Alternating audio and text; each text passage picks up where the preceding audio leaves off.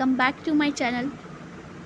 आज के इस वीडियो में हम मल्टीपल इंटेलिजेंस को कवर करेंगे। मल्टीपल इंटेलिजेंस जो है ये टॉपिक बहुत इंपॉर्टेंट है और ये ज़्यादा लॉन्ग भी नहीं है, बहुत शॉर्ट में दे रखा है और इसमें से कुछ जो क्वेश्चन है वो आ जाते हैं सी टाइप में। सो पहला है, इसमें हम कवर करेंगे इंटेलिजेंस, मल्टीपल इंटेलिजेंस को किसने दिया और दो और इंटेलिजेंस जो थे जो 9 इंटेलिजेंस में कनेक्ट किए गए, वो दो और कौन से हैं वो एक्स्ट्रा हम पढ़ेंगे। सो ये सारी चीज़ों को हम कवर करते हैं। तो फर्स्ट है हमारा, हम बात करेंगे मल्टीपल इंटेलिजेंस। तो मल्टीपल इंटेलिजेंस की का जो सिद्धांत था सर्वप्रथम गार्डनर ने दिया था 1983 में, यानी 1983 में गार्डनर ने दिया। और इसमें बताया गया कि जो बुद्धि है वो हमारी इंटेलिजेंस बुद्धि है वो हमारी एकीकरण ना होकर बहुकारकीय है। ठीक है, वो एक यानी कि एक ही चीज़, हम एक ही चीज़ में इंटेलिजेंस नहीं है, बल्कि हमारी एक ही चीज़ में इंटेलिजेंस नहीं होती, बल्कि हमारी डिफरेंट टाइप्स में भी, मल्टीपल टाइप्स में भी इंटेलिजेंस देखी जा सकती है। जैसे कि कोई गिटार बजाने में या संगीत में अच्छा होता है, उसके साथ साथ वो क्या करता है, वो पढ़ने में भी बहुत अच्छा होता है। तो ऐसे मल्टीपल इंटेलिजेंस की बात की उन्होंने। तो पहले उन्हें 7 मल्टीपल इंटेलिजेंस दिए, लेकिन उसके बाद 2 और कनेक्ट किए, वो 1998 और 1999 में कनेक्ट किए थे, 1999 और 1998 में। एक तो प्रकृतिवाद, दूसरी अस्तित्ववाद। तो उनने 9 टोटल जो थे 9 प्रकार के बुद्धि इंटेलिजेंस को दिया। तो उसको डिस्क्राइब करके और अच्छे से पढ़ लेते हैं। सो पहला उनने बोला कि भाषाई बुद्धि यानी लिंग्विस्टिक इंटेलिजेंस। लिंग्विस्टिक इंटेलिजेंस में उन्होंने ये बोला कि इस इंटेलिजेंस में जो व्यक्ति होते हैं वो बुद्धि का और थिंकिंग का, यानी कि उनकी थिंकिंग और बोलने की जो एबिलिटी वो बहुत अच्छी होती है। वो वाक्य को अच्छे से बना पाते हैं, शब्दों का बोध अच्छे से समझा पाते हैं दूसरों को भी। तो ये क्या हो जाती है हमारी लिंग्विस्टिक, यानी वो कम्युनिकेशन में बहुत अच्छे होते हैं। जैसे कि अगर हम नेता की बात कर लें, नेता जो होते हैं बहुत ही उनकी जो स्पीकिंग पावर होती है बहुत इफ़ेक्टिव होती है, जिससे कि पूरी जनता जो होती है उनको सुनने लग जाते हैं। तो ये उनकी एबिलिटी है, यानी ये कि इंटेलिजेंस है।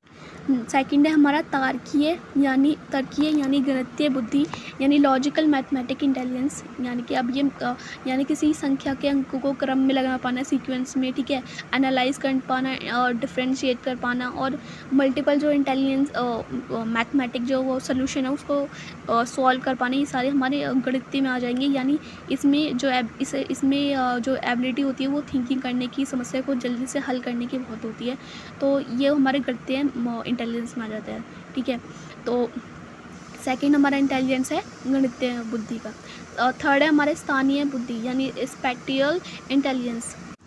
तो स्पैटियल इंटेलिजेंस में क्या होता है, इसमें स्थानीय चित्रों को मानसिक रूप से परिवर्तन करने की क्षमता जो होती है वो अचूक होती है। यानी कि स्थानीय कल्पना करते हुए उसको एक ड्राइंग में उतार देना, ये एबिलिटी होती है।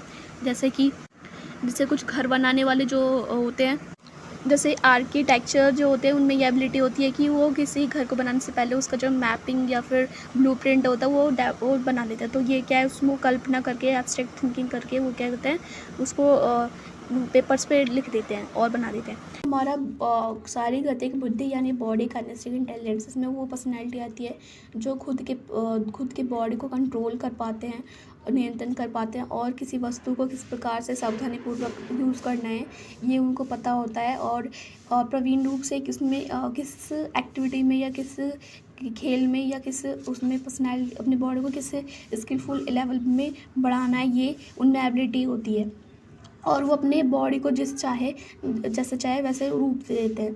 तो जो बॉडी ये जो इंटेलिजेंस है वो जिम्नास्टिक में और जो एथलेटिक्स होते हैं बड़े बड़े, और उसके बाद खिलाड़ी और टेनिस खिलाड़ी, अनेक खिलाड़ियों में देखा गया है।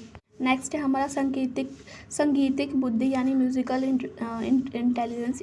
म्यूज़िकल इंटेलिजेंस में इसमें वो पर्सनैलिटी आती है जो जिन्हें इंस्ट्रूमेंट से, सॉन्ग से और उनके गीतों से, उनके शब्दों से, उच्चारण से, इन सब से बहुत लगाव होता है। और वो इन सब में बहुत खूबी रूप से अपनी जो इंटरेस्ट है वो दिखा पाते हैं। उनके लय में और उनके पिच में, इन सब में वो बेहतरीन होते हैं।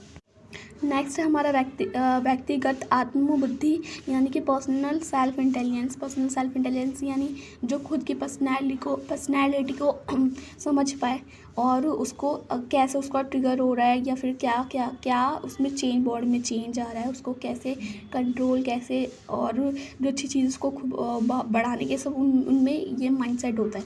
जैसे कि हमारे बॉडी में देखा जाए तो बुद्धि, भाव, संवेग, इमोशन, इन सबको मॉनिटर करने की क्षमता होती है उनमें, और खुद के व्यवहार, मानव के व्यवहार, इच्छा, रुचि, इन सबको कैसे ये इसमें समझने में वो बहुत खूबी रखते हैं, और वो सिर्फ अपने सेल्फ को जानने में ज़्यादा प्रवीण होते हैं। ठीक है, जैसे कि अगर हम बात कर ले, एग्जाम्पल ले लें तो वो संदीप माहेश्वरी, उसमें कह सकते हैं कि माइंड और बॉडी के लेवल में उनने हर एक चीज़ को उनने सीख रखा है, पर्सनैलिटी को हिसाब से बना रखा है कि वो हर एक चीज़ को समझने में और जो गलत और उनको सही रूप में उपयोग करने में ये एबल होते हैं।